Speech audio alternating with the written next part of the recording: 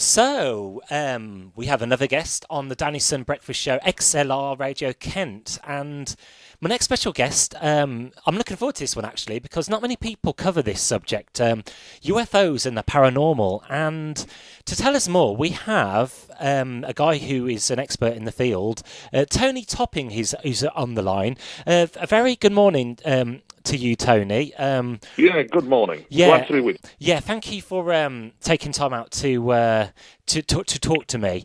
So UFOs, what is a UFO for people who do not know? Well, a UFO is many things to many people, really, and there's always going to be a chuckle factor involved in anybody who's involved with the UFO phenomenon until you start getting really deeply into it. But for example, UFOs, many things to many people. UFOs can be satellites. UFOs can be aeroplanes. Yeah. UFOs can be plasma. Very important. The plasma element of the UFO phenomena is a very important subject field. UFOs can be weather anomalies.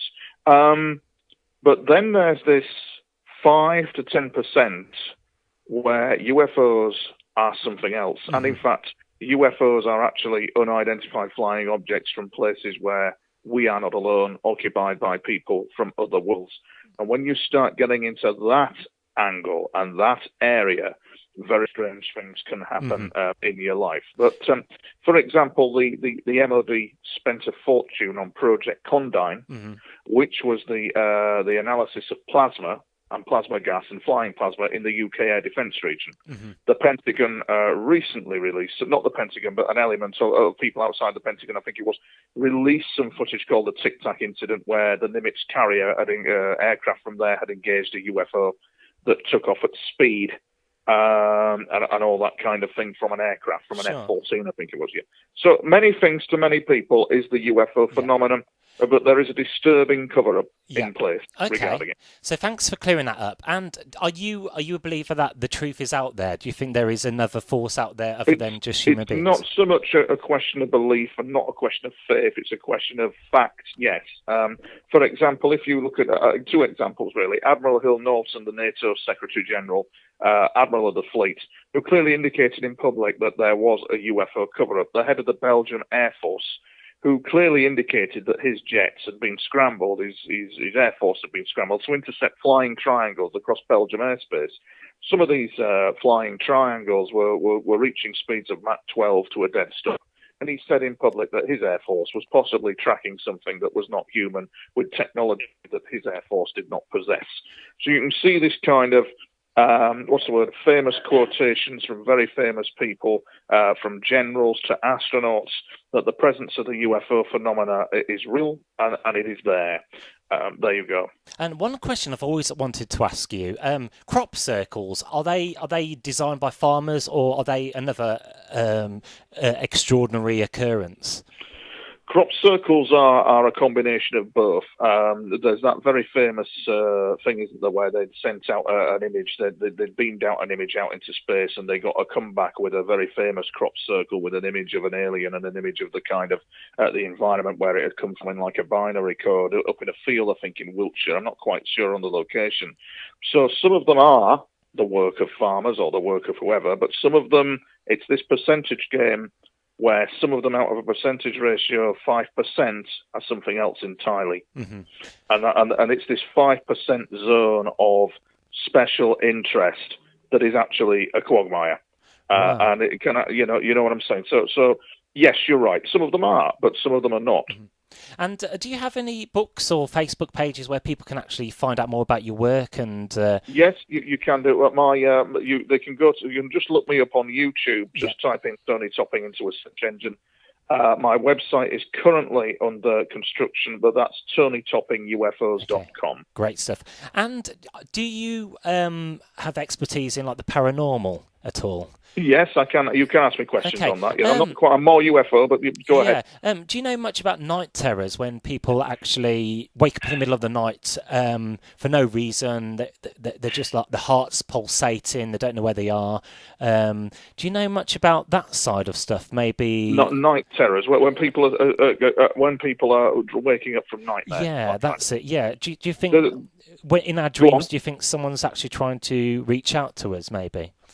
There's a possibility in dreams of kind of interaction with another realm, with another spirit world. There's a distinct possibility that can happen.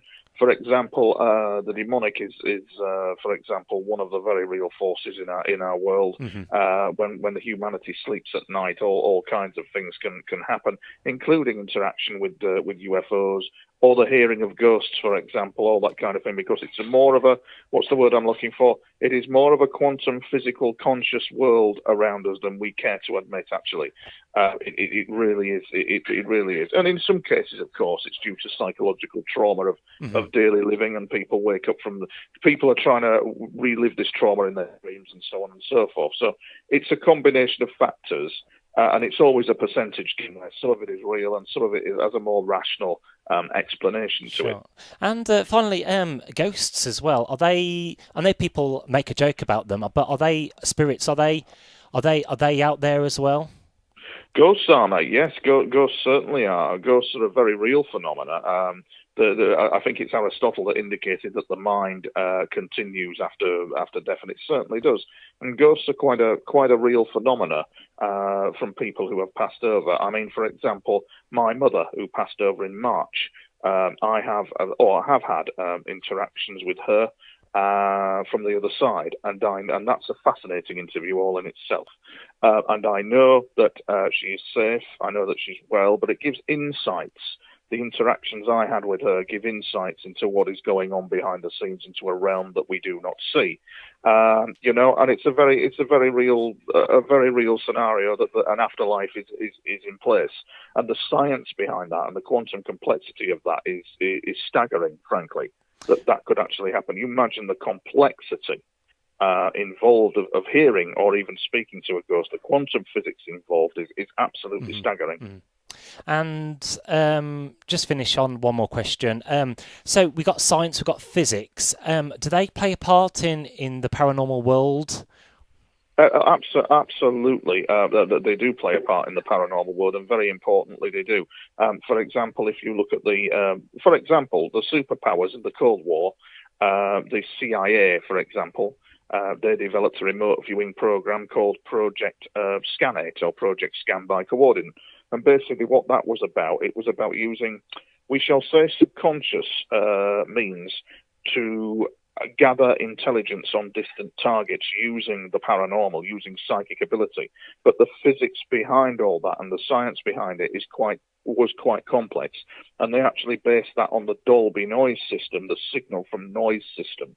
The CIA spent millions on developing this, and it worked because there is a precise physics behind the paranormal. I would recommend the work, for example, of Rupert Sheldrake. He springs to mind in his work on biological field effects. For example, there is a complex biology present, or a complex signaling interaction present, when a dog is at the window waiting for its master, knowing he's coming home, and the master could be 30 minutes away on a train. Oh, which brings to one more final question.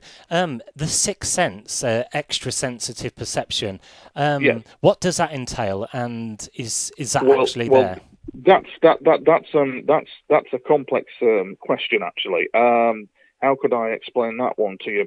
We have a sixth sense, and we also possibly, for example, a sixth sense and intuition, a cognitive ability. Yes, we do. We definitely do have that. For example, there are incidents with ancient man when they were using this evidence, given that there's evidence that ancient man was using telepathy to actually hunt things. There's evidence that, and it's all down to something known as biophysical field effects. It's all down to the quantum physics and interaction behind that physics decoding into data. So extrasensory perception does exist. The sixth sense is a very real thing. Right, thank you very much. Yeah, that was our Tony Toppin there explaining the paranormal, the UFOs, and extra sensitive perception there. Thank you very much, Tony, for taking the time out to speak to us today. Much obliged. All right, thanking you. Anytime. And if we've got any other questions or our listeners want to ask you, we'd like to invite you back on maybe in the near future if you'd be so kind. That's fine. You can't miss me. Look me up on Facebook. You can't miss me. Great stuff. And all the best. All right. And may the force be with you. Thank you. Cheers now. Bye-bye. Bye-bye. Bye-bye.